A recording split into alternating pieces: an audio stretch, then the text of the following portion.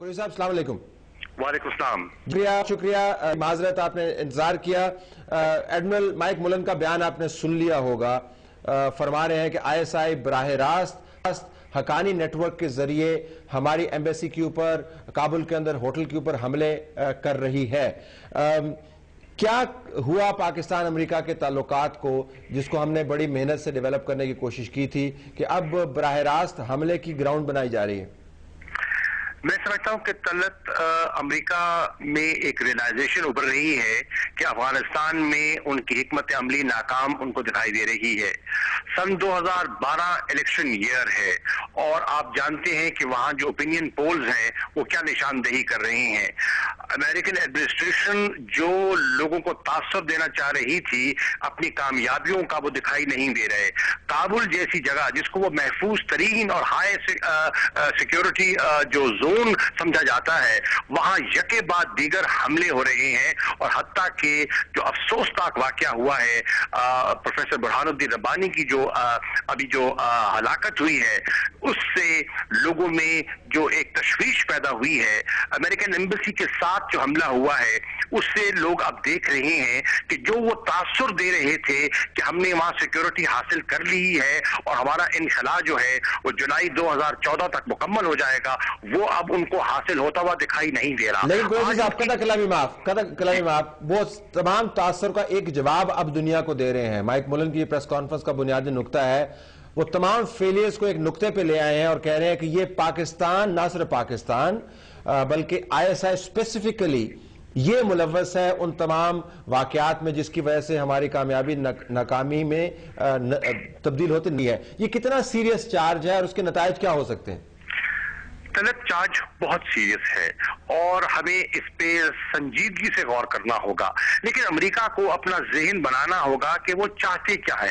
کبھی وہ پاکستان کو کہتے ہیں کہ ہمارا ایک وائٹل پارٹنر ہے۔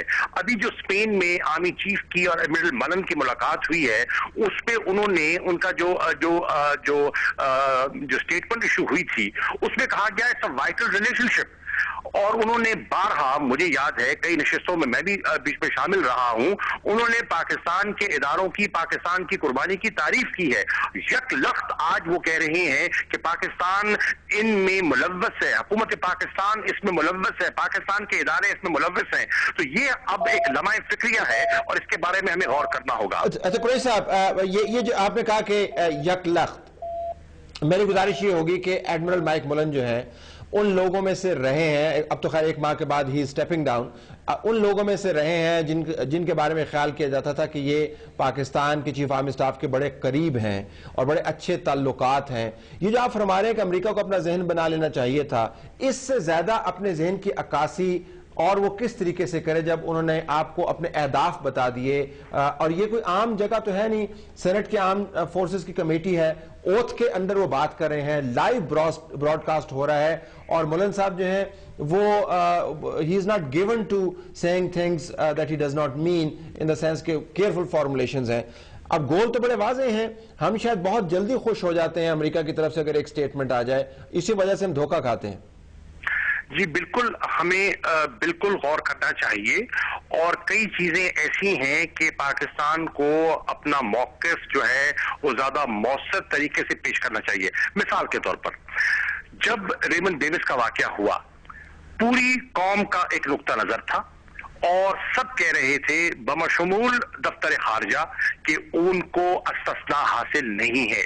میں نے بھی اس پر ایک بڑی واضح پوزیشن لی تھی، لیکن ہمارے ہاں کچھ لوگ جو ہیں who want to be more religious than the Pope، انہوں نے کنسیڈ کیا کہ ہمیں ہر طرح سے اپنے آقاؤں کو راضی رکھنا ہے۔ لیکن آقا راضی نہیں ہوا نا جی، آج آقا نے بیان کر دیا کہ آپ جتنی بھی ہمارے لیے نذرانے ہمارے لیے لاتے رہے ہیں یا دیتے رہے ہیں وہ کافی نہیں ہیں، اور آپ کے گھر میں ہمارا سب سے بڑا دشمن چھپا بیٹھا ہے۔ میں آپ سے جاننا چاہوں گا کہ آپ کے خیال میں اس سٹیٹمنٹ کے بعد کیا امریکہ کے پاکستان کے ان علاقوں پر، قبائلی علاقوں پر، نارتھ وزیرستان کی ایجنسی کے اوپر حملے کے امکانات بڑھ گئے ہیں؟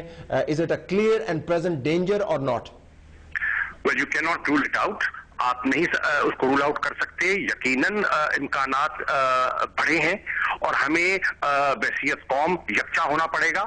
ہمیں یکسوئی سے ایک ان کو میسج دینا ہوگا کہ قوم متحد ہے. اور یہاں میں عرض کرتا چلوں کہ ہمارے ہاں مجھے یہ خدشہ ہے کہ مکسڈ سگنلز جا رہے ہیں اور ان مکسڈ سگنلز کی وجہ سے وہ اپنے تجزیے جو ہے اپنے اندازے لگا رہے ہیں. ہمارے جتنے سٹیک ہولڈرز ہیں ان کو یکجا ہو کر کہنا ہوگا کہ ہم نے بے پناہ قربانی دی ہے, جانی مالی قربانی دی ہے, اور پاکستان ایک طرف آپ ہمیں حلیف کہتے ہیں, دوسری طرف بتدریج ہم دیکھ رہے ہیں کہ ہمارا جو ٹرسٹ ڈیفیسٹ ہے وہ ریمن ڈیوس کا ایشو ہو, ایبٹباد کا ایشو ہو اور واقعات ہو, وہ اس کی خلیج بڑھتی چلی جا رہی ہے. تو یہ کس قسم کی رشتہ داری ہے, یہ کس قسم کے تعلقات؟ اب واضح ہوگی رشتہ داری کیسے. کوئی صاحب let me take a break here. آپ نے خلیج کا ذکر کیا, ہم کے بیان کی روشنی میں تھوڑا سا مبالغہ اس میں کی آمیزش کرتے ہوئے کہہ سکتے ہیں اب خلیج نہیں رہی, ہمیں لگتا یوں ہے کہ بیٹل لائنز ڈرا کی جا رہی ہیں. اگر بیٹل لائنز ڈرا کی جا رہی ہیں تو ایک بیٹل پلان بھی ہوگا. اگر پاکستان کے قبائلی علاقوں پر امریکہ کی افواج باقاعدہ حملہ کرتی ہیں تو اس کے نتائج کیا ہو سکتے ہیں, کتنے امکانات ہیں, اور پاکستان کی طرف سے رد عمل کس قسم کا آنا چاہیے. ناظرین, پاکستان کے جو اچھے تجزیہ نگار ہیں, جن لوگوں کو سمجھ بوجھ ہے ان معاملات کی, ان سے ہم بات کر رہے ہیں. Stay tuned after this break.